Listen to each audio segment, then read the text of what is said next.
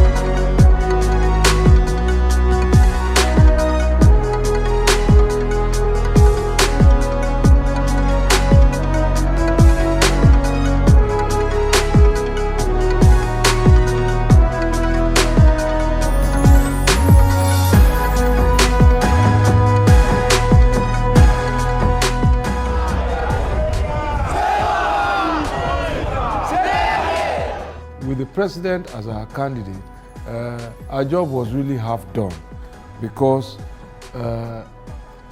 he had an electoral base, a base he has kept for a long time.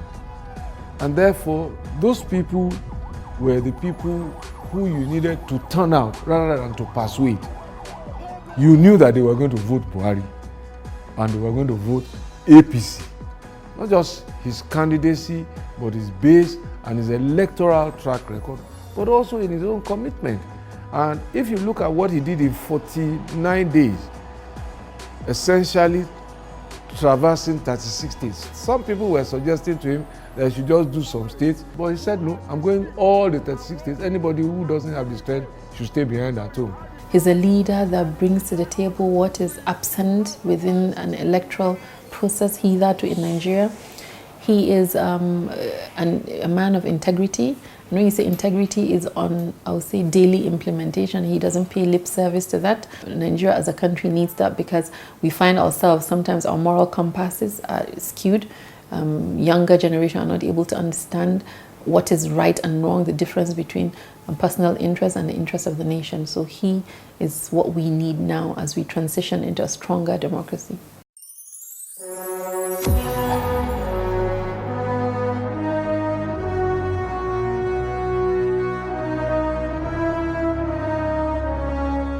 The millions of Nigerians who voted to re-elect me as your president for the next 4 years. The new administration will intensify its efforts in security, restructuring the economy, and fighting corruption. I thank you for your support, and may God bless the Federal Republic of Nigeria.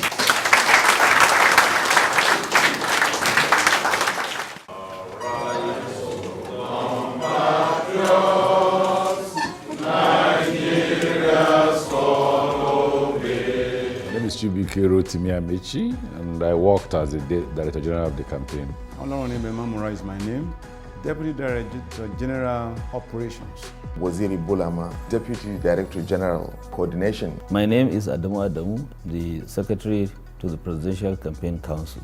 Babatunde Fashola, Director in charge of the Election Planning and Monitoring Directorate. Nuhu Ribadu, Director in charge of Field Operations. Well, my name is Ismail Ahmed. I was the Deputy Director in charge of Youth Directorate. My name is Hadiza Bala Usman, the Director of Contact and Mobilization of the 2019 Presidential Campaign Council of the All Progressives Congress. Well, we were the better team, without a doubt, and I said that many times. I didn't see how the opposition, that team, could beat us, really, with all due respect to them. We were just a better side. We were just a better team. We were better prepared, and we responded to every challenge. We anticipated, we planned, we prepared, we checked, we rechecked. Can I say this alone? Yes, sir. We also had a leader and a government and a president and vice president who, by their commitment to their work, had touched the hearts of the Nigerian people. So we were sure that the votes would come.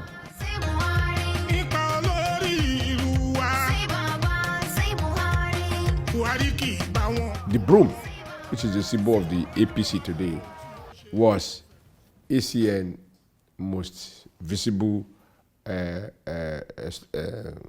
symbol, because it says it all, that one stick of broom you can easily cut it, but bonded together you cannot. Number two, to build a new Nigeria, you need to sweep away the past, the dirty, dirty past, so that you clean it up and then reconstruct on the basis of new ideas.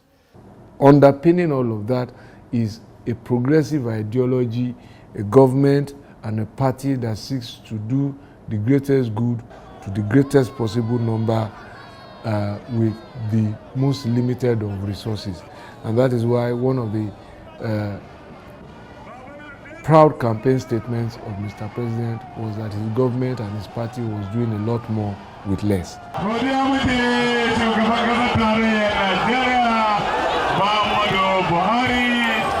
There was a campaign council chaired by the president and numerous other persons were involved.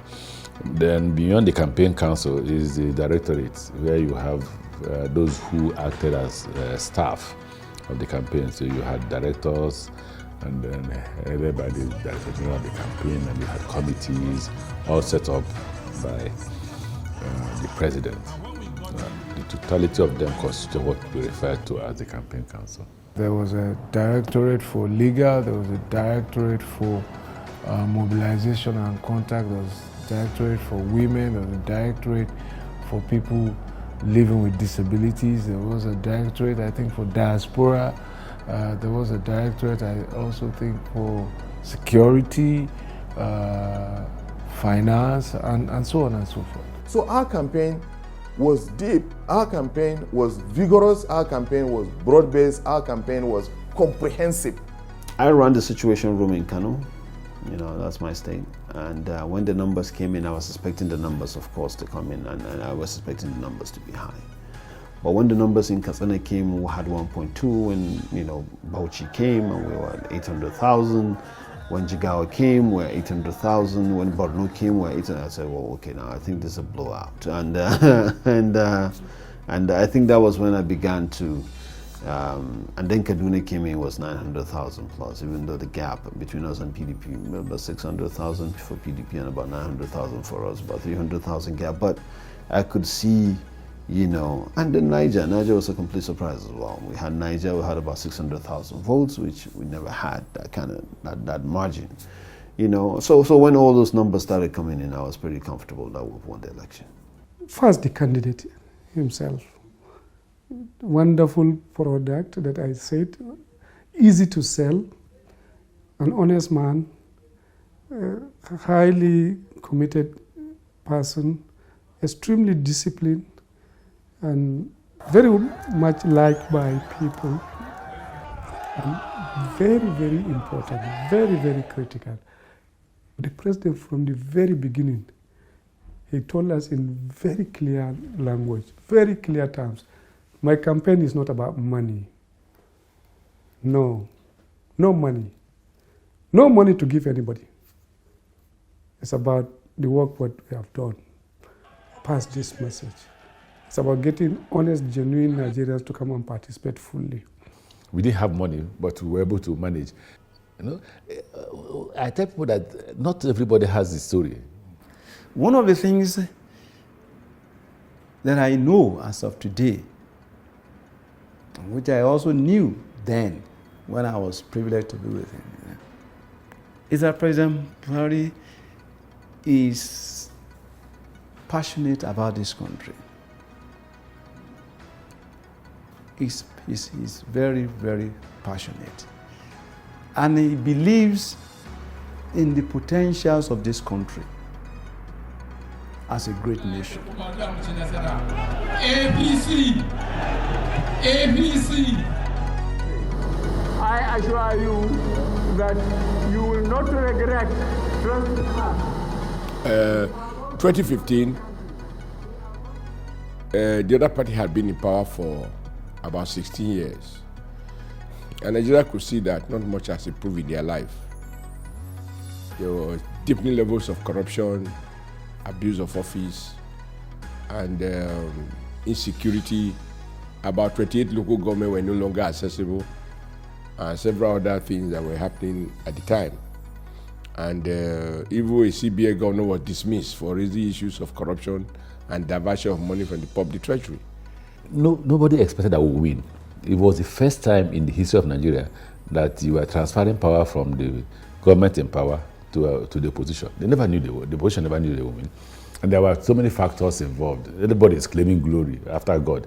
I did it. Because it doesn't really matter. What mattered was that at that time, a lot of us were more determined.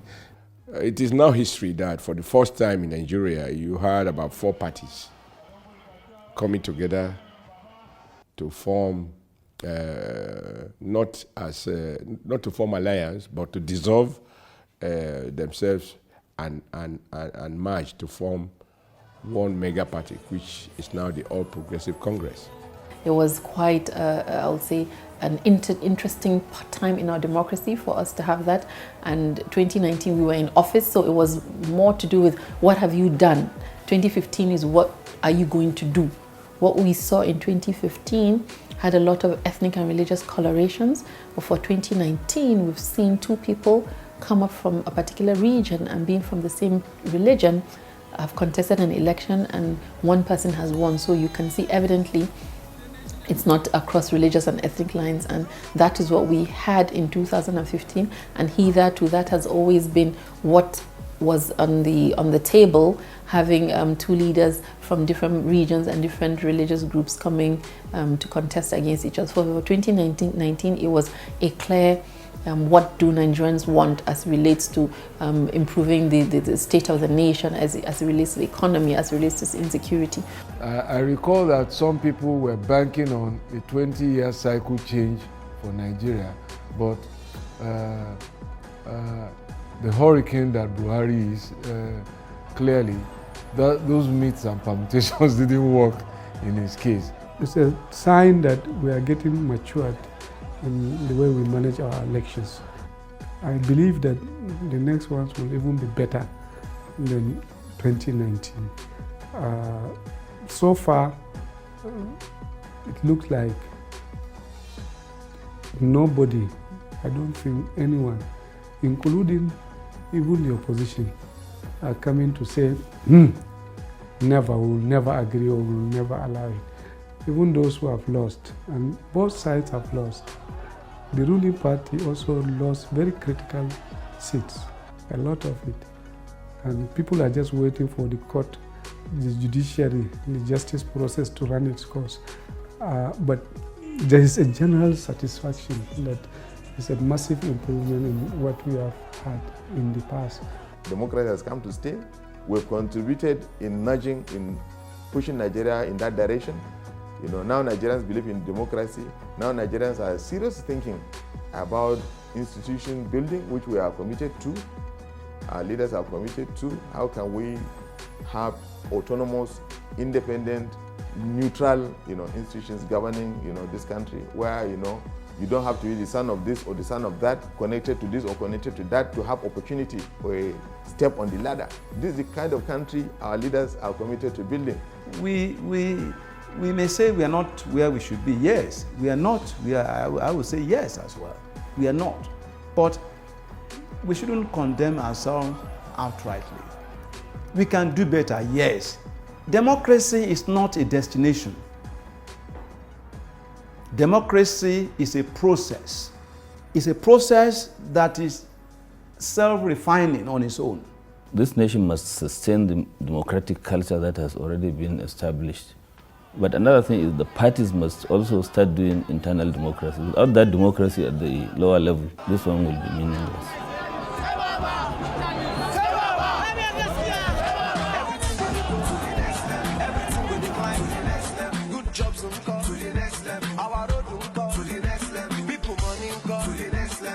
Money,